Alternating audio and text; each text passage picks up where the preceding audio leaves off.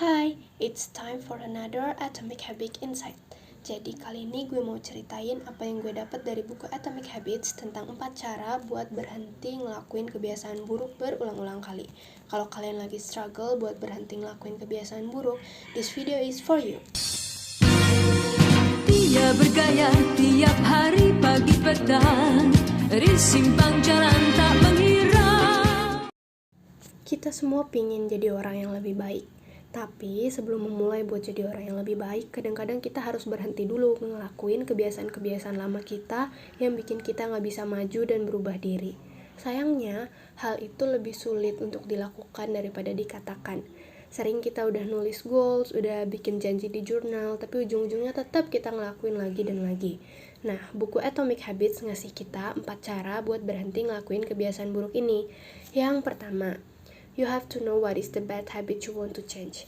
Lo harus tahu apa sih kebiasaan buruk yang mau lo rubah, karena lo gak akan bisa mengubah kebiasaan itu kalau lo belum benar-benar mengakui dan mengidentifikasinya. Misalnya, you can see on the video, lo bisa lihat di video gue lagi baca buku sambil makan buah. Kelihatannya keren, maksudnya kayak hal-hal bagus yang dilakukan gitu, tapi sayangnya ini bukan contoh kebiasaan baik karena gue ngelakuinnya karena udah terpaksa, gue udah sakit dulu. Nah, mungkin waktu gue udah sakit, gue mau ngambil keputusan, gue mau berhenti telat-telat makan, gue mau berhenti sembarangan makan makanan yang gak sehat gitu, dan mau mulai kebiasaan baru yaitu makanan sehat. Cuma gak segampang itu gitu. Gue harus nanya dulu ke diri sendiri, apa sih yang bikin gue nunda-nunda makan, apa sih yang bikin gue milih makanan yang gak sehat daripada makan yang sehat gitu. Dan jawaban dari pertanyaan-pertanyaan itulah yang bakal jadi alasan terbesar gue buat berubah.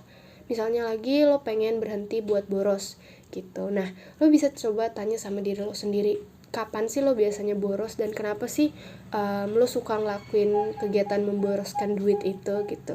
Apa karena lo gak bisa nahan diri setiap kali jalan-jalan di mall, atau justru lo gak bisa nahan diri kalau belanja online di e-commerce gitu, atau apakah lo terpengaruh ketika ngelihat sosial media teman-teman lo yang suka belanja-belanja online gitu. Buat ngubah satu kebiasaan yang udah biasa lo lakuin, lo harus mengidentifikasi dan belajar pelan-pelan buat mengurangi pemicu kebiasaan itu. Jadi kita harus tahu dulu kebiasaannya apa, pemicunya apa, baru kita bisa mempertimbangkan, gue kayaknya harus ngurangin nih, berhenti gaul sama teman-teman yang kurang baik misalnya, atau gue mau uninstall aplikasi e-commerce, atau gue mau bikin limit transfer gitu, dan lain sebagainya. Cara kedua, kalau lo mau berhenti ngelakuin sebuah kebiasaan, makanya lo harus bikin kebiasaan itu nggak menarik lagi. Kalau lo udah nonton video gue yang gue taruh di atas sini tentang menciptakan kebiasaan baik dari buku Atomic Habits juga, lo pasti tahu deh, memulai kebiasaan itu selalu lebih seru kalau kebiasaannya menarik. Nah, ini kebalikannya.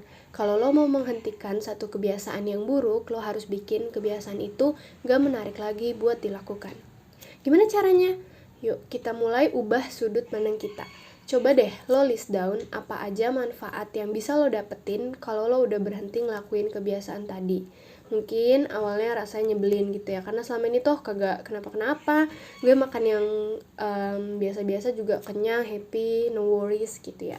Tapi yakin deh, kalau lo udah riset, udah baca-baca, dan mungkin udah ngobrol sama banyak orang, lo bisa makin yakin buat berhenti. Kayak gue misalnya, gue udah ngerasain sakit, gue udah research gitu kalau di masa tua sebenarnya makanan tuh ngaruh banget gitu ya. Gue jadi ada motivasi, I think I should stop it now gitu. Kebiasaan lo mungkin bisa bikin seneng orang-orang di sekitar lo nanti, bisa menyelamatkan orang-orang yang lo cintai, atau at least bisa bikin diri lo sendiri lebih bahagia, dan that's what something worth fighting for. Hal ketiga yang bisa lo lakuin buat berhenti ngelakuin kebiasaan buruk adalah bikin kebiasaan itu jadi sulit untuk dilakukan. Walaupun lo udah sadar kebiasaan buruk lo itu datang karena hal-hal buruk dan lo bakal jadi lebih happy kalau berhenti ngelakuin itu, kadang-kadang alasan-alasan itu tuh gak cukup buat bikin kita konsisten buat berhenti. Nah, ini jadi bagian yang penting. Bikin kebiasaan itu sulit dilakukan bisa lo lakukan dengan memperbanyak syarat yang harus lo lakuin kalau mau ngelakuin kebiasaan itu.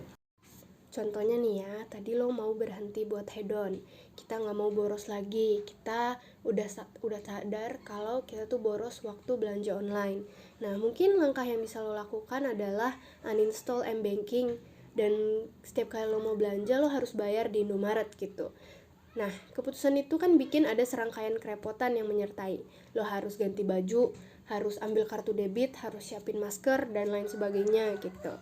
Nah, waktu yang lo lakukan untuk mempersiapkan kerepotan itu bakal kasih lo cukup waktu, kerepotan itu akan ngasih lo cukup waktu buat mikir, ini barang tuh bener-bener pengen gue beli gak sih sampai sebegininya gitu. Dan kalau mau lebih oke lagi, lo bisa bikin hal itu mustahil, bener-bener gak ada m-banking, gak ada duit di debit misalnya, dan lo harus hapus e-commerce juga gitu.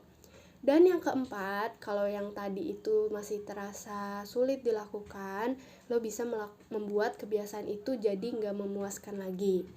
Biasalah ya, kalau manusia itu kita suka banget menghindari sesuatu yang kita tahu endingnya sakit.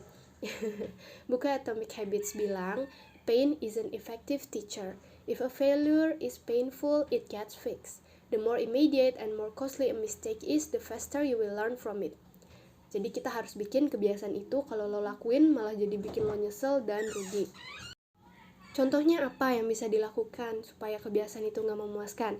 Yang pertama, cari seseorang yang mau bantu merhatiin lo. Dia bisa jadi sahabat lo, bisa orang tua, atau temen deket lo gitu.